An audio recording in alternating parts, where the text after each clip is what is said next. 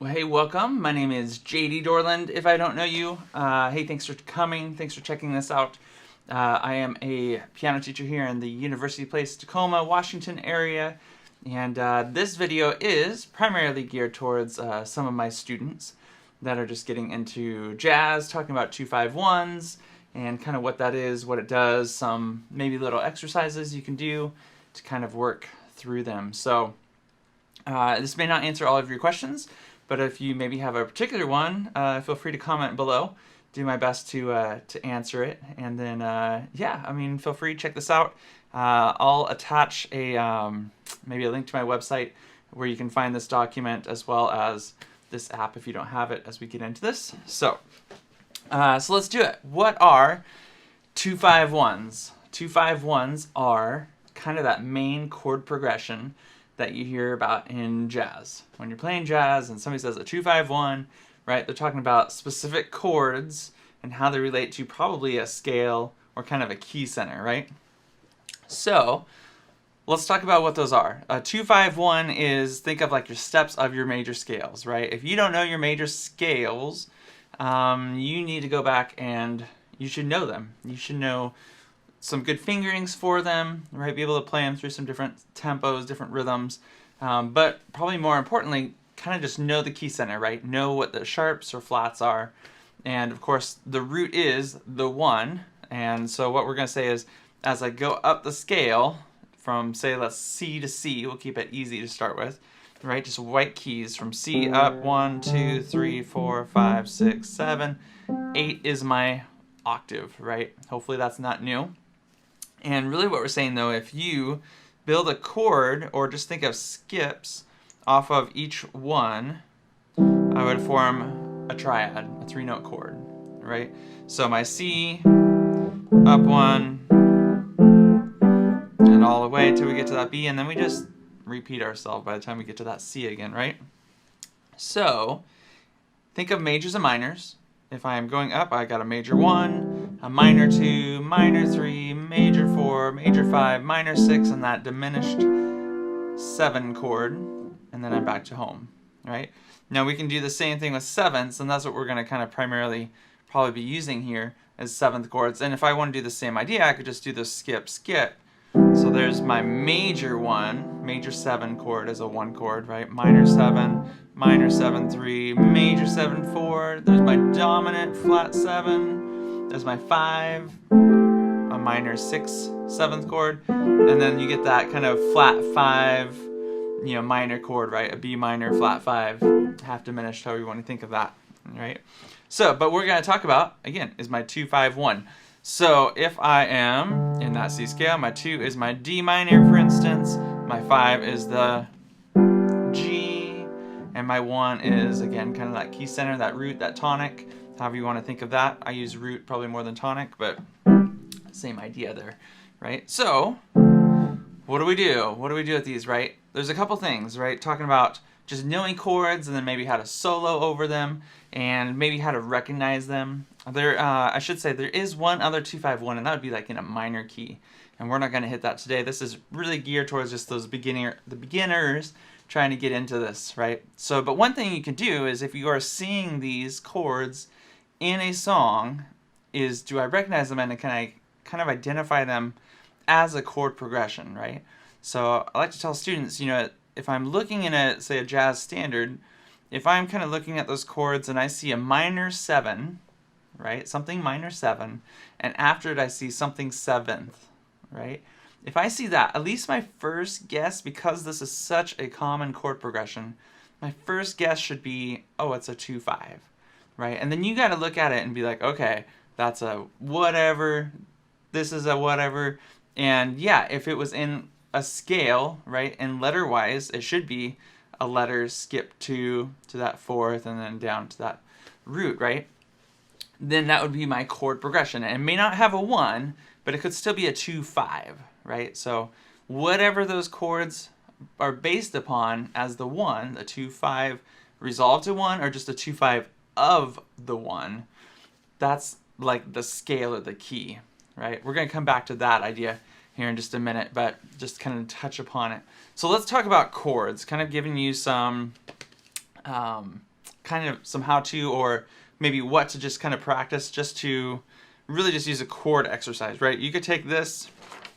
I got a sheet of 2-5-1s, you know, all the keys, just kind of written out for students. But you could also just take a song, right, and go work those particular chords in that song. But if you just want to say, man, I just want to hit all of my 2-5-1s in, you know, all my keys kind of idea, just an exercise to do, that's what this is for. So one other tool, if you don't have it, you know, you should have a metronome for one. You just should. But also, if you use the iRow Pro, if you're an Apple product person, iRow Pro is a pretty cool tool for practicing, especially things like this. This sheet is actually based upon the order of the 2-5-1s on that app, so hopefully it just kind of matches for you. But go get it if you're looking for it in the app. It's capital 2 I's, has kind of their Roman numeral, I guess, for the 2, so it's not going to say the number 2. So you might have to scroll through, but look in the I section and you'll see that 2, 5, 1, and 12 major keys. That's what you're looking for. All right, so what to do? Well, one is just, you know your chords, right? Could you look through here and be like, okay, I know my D minor 7, G7, C major 7, G minor 7, C7, F major 7, right? Do I know those? If I don't know those, that's going to be, going to make this even harder, right? So you got to know your chords. So you might take a row, you might take 2 rows, just depending on, again, where you're at, and say, okay, these 3 chords, this is how I spell them, D minor 7, D, F, A, C, and kind of go through it that way, right? This is not the video. I'm not going to break those down. I have another video, though, if you want to see that. But you should know your chords. So what do? First thing, just to play through them, can I nail the changes in time on beat 1? Right? In this case, we're doing a 2-5-1 chord for 2 measures, so kind of a 4-measure pattern, and then go into that next line or that next group of 2-5-1s. Right? So we're going to take the first one, the D minor, the G, the C. First goal is, can I play whole notes, right? Can I just stick my 1, 2, 3, 4, 1, 2, 3, 4, 1, 2, 3, and one more whole note, and jump to my next line, 1, 2, 3, 4, 1, 2, 3, 4, 1, 2, 3, 4. Right? I should be able to do that through the whole sheet, right? If you can't do it hands together, you know, don't worry about hands together. At least, you know, hands separate. Both hands are going to have to do it in some way, shape, or form, be it just playing actual blocked chords or playing broken chords, arpeggiated, you know, which is really where you're kind of getting your solo melodies from, all these broken chords slash scale tones, right? So both hands are going to have to do it and have to find the shapes in some way, right?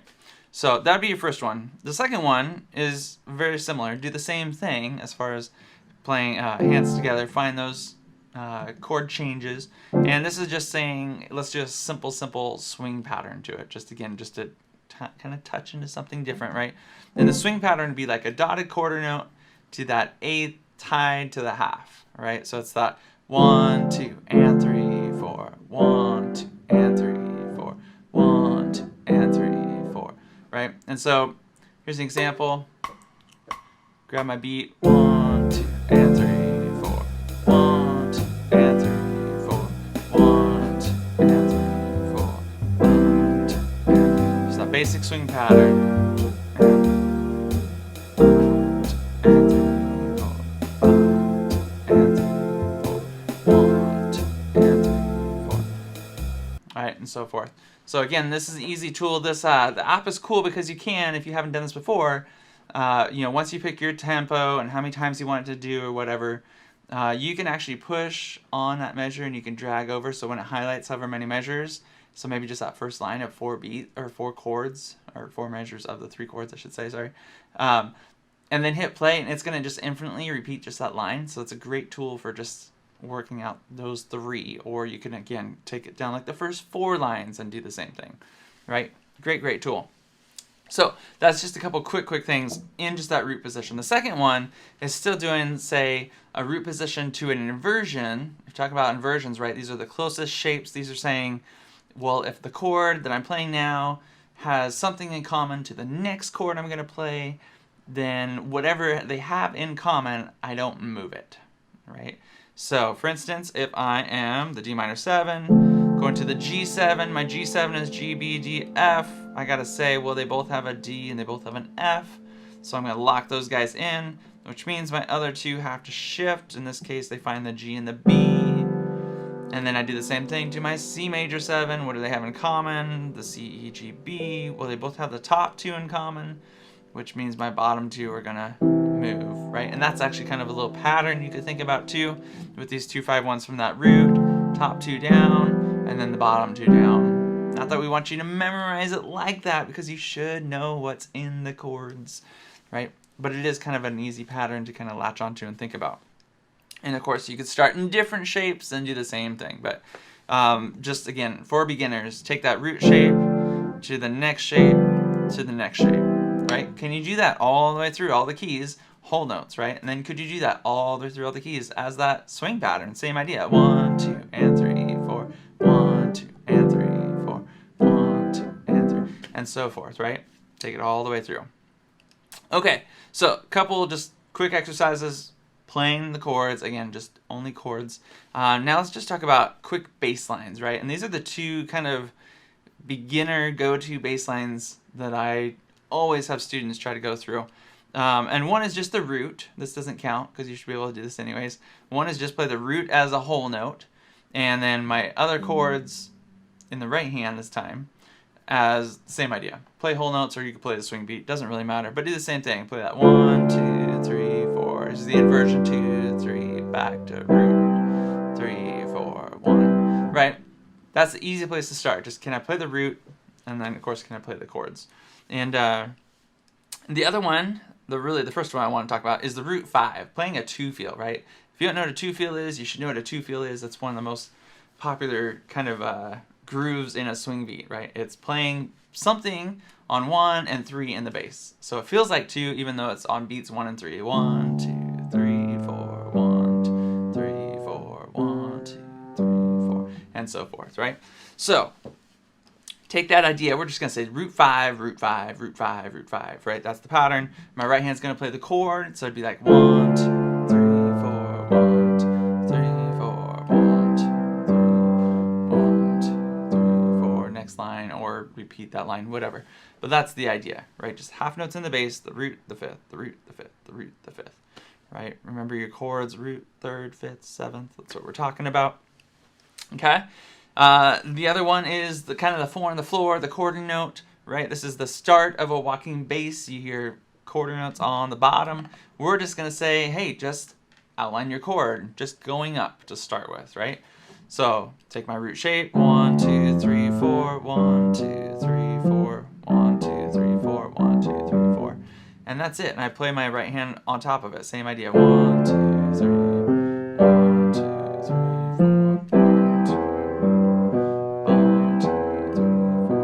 And I do that all through the keys or whatever section I'm working on. All right.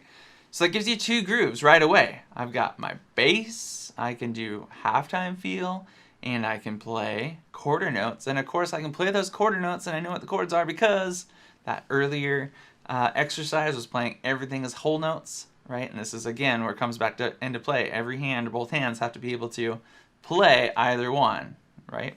So let's talk about soloing real quick. Just a quick idea on soloing. 2 ideas actually. One is the scale idea, right? What scales do I play? And I don't want to get into modes or anything like that. Again, this is for beginners. This is an easy go-to. So if you know the key center and it's a major 2, 5, 1, right? It's resolving to a major 1 chord. That's what we mean by a major 2, 5, 1. Then whatever that 1 chord is, that major scale can play over those 3 chords. So in this case, that D, that G, that C, those are 2, 5, 1s in C. So I could play a C major scale over everything.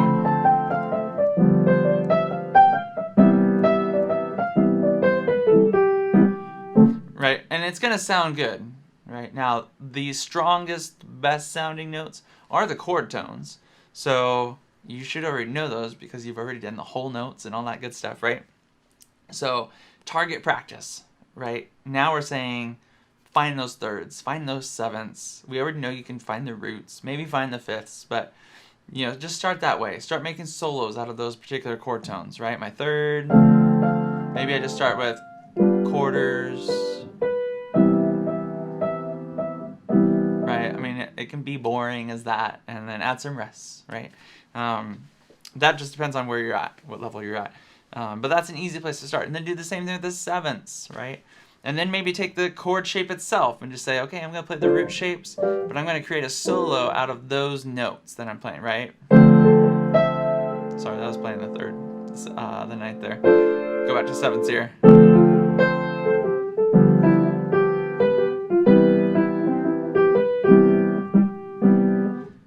Right, that's mixing some rhythm up, but you get the idea. It's just playing the one shape and being creative with those four notes in that shape, and hopefully, you know, the more comfortable you are with those chords, knowing those inversions that you should know, you're going to create solos out of just all those chord tones, right? You can make some great melodies out of just the chord tones. All right? I think that covers at least what I wanted to catch today. So, hey, I hope that helps. Just get you started on 2-5-1s. Again, you know, go listen to music. If you're not listening to stuff, you should be. That's where you're going to start digging into the language and just, you know, the feel, the groove, right? You can play whole notes and you can play that simple little swing beat all day long, but if you're not listening to it, you're not going to get it, all right? So go listen to some music, find some swing tunes you like, and, you know, steal some ideas, steal some rhythms, whatnot, all right? All right, thanks for watching. If you, again, if you have any questions, leave them in the comments. You can find some other stuff on my website as far as this YouTube channel. If you've already found that, you know, go check out the other videos. Maybe that's helpful to you as well. So, all right, thanks for watching. We will see you next time. Bye.